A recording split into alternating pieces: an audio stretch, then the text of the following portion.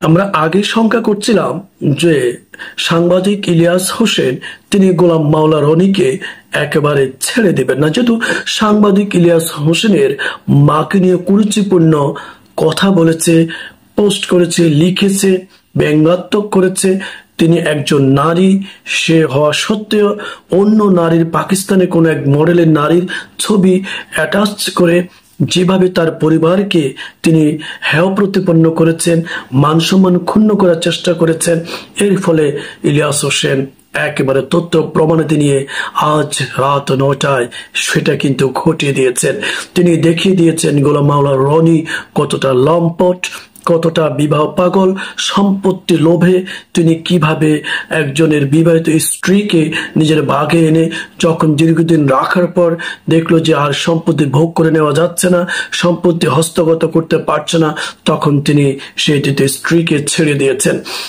জেনে অবাক হবেন, এটা সাংবাদিক ইলিয়াস হোসেনের এই কনভারসেশন 38 মিনিটের ভিডিওতে সেই গোলাম মাওলা রনির দ্বিতীয় স্ত্রী কিন্তু বিস্তারিত কিন্তু অনেক তথ্য দিয়েছেন, কিভাবে গোলাম মাওলা রনি গোলাম ময়লা রনিতে পরিণত হয়েছিলেন।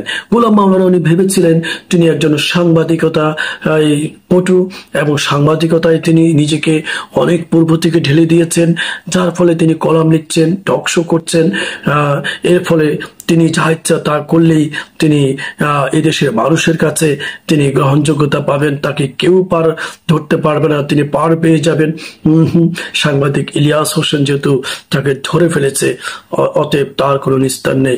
এখন আজ আমরা দেখতে পেলাম যে কিভাবে তাকে একেবারে প্যান্ট ছাড়া ন্যাংটো করে ছাড়িয়ে দিয়েছে ইলিয়াস হোসেন। একদম কোনো বানোয়াট কথা নিয়ে আসেনি, একদম গোলাম মাওলা রনির দ্বিতীয় স্ত্রীকে নিয়ে হাজির হয়েছে। গোলাম মাওলা রনি নিজেকে নীতি নৈতিকতার প্রতিমূর্তি ভাবেন, নিজেকে কখনো সুফি ভাবেন, কখনো মাওলানা ভাবেন, কখনো আদর্শ রাজনীতিবিদ ভাবেন, কখনো শেখ মুজিবুর রহমানের আদর্শ সৈনিক ভাবেন, কখনো তিনি নিজেকে একজন মহাপণ্ডিত ভাবেন, বড় ব্যবসায়ী ভাবেন, বড় রাজনীতিবিদ ভাবেন, নিজেকে অনেক সময় তিনি প্রধানমন্ত্রী হওয়ার স্বপ্ন দেখেন। সেই গোলাম মাওলা রনিকে গোলাম ময়লা করে দিয়েছে। প্রিয় দর্শক, আমি বিশেষ করে এই কমেন্টগুলো যখন দেখেছিলাম যে ইলিয়াস হোসেনের, সেই কমেন্টগুলোতে একেবারে 99% মানুষ কিভাবে গোলাম মাওলা রনিকে গাল মন্দ দিচ্ছে এবং খারাপ কথা বলছে এবং বলছে ইলিয়াস হোসেন এটা যথোপযুক্ত জবাব দিয়েছেন, এটা তিনি ঠিক করেছেন। যেহেতু গোলাম মাওলা রনি একজন মাকে নিয়ে, একজন নারীকে নিয়ে এরকম খারাপ কথা বলেছেন, খারাপ ইঙ্গিতপূর্ণ করেছেন, যে আমি ভিডিওতে বলতে পারছি না, এগুলো নোংরা কথা, নোংরামি, সেই জন্য তার সমুচিত জবাব হওয়া উচিত। আর গোলাম মাওলা রনি নিশ্চিত এখনো তার ঘুমোতে পারবেন না, এখনো তিনি টক শোতে যাবেন, অফিসে যাবেন, বাইরে যাবেন, সব জায়গায় তিনি কিন্তু প্রশ্নের সম্মুখীন হবেন। তাকে দেখে সবাই আর চোখে তাকাবে, ফিসফিস করবে, পিছনে কথা বলবে, টিটকারি দিয়ে হাসবে। তিনি এখনো তার বড় গলায় কথা বলতে পারবেন না, নিজেকে জাহির করতে পারবেন না, অনেক বড় পাণ্ডিত্য দেখাতে পারবেন না। প্রতিটি জায়গায় তিনি এখন মাথা নিচু করে চলবেন, কারণ তার মাথা হেট করে দিয়েছে সাংবাদিক ইলিয়াস হোসেন।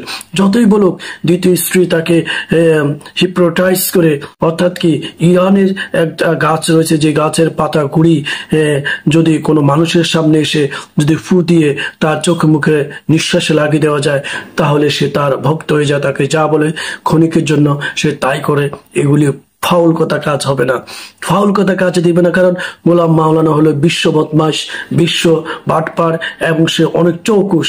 তাকে এরকম ঘোলা পানি খাওয়াইয়া, তাকে হিপ্নোটাইজ করিয়া এরকম অন্য কাজে, বিবাহের কাজে বাধিত করবে, আর বিছানায় গিয়ে রাতের বেলা গিয়ে দেখবে অন্য নারীর সাথে শুয়ে আছে।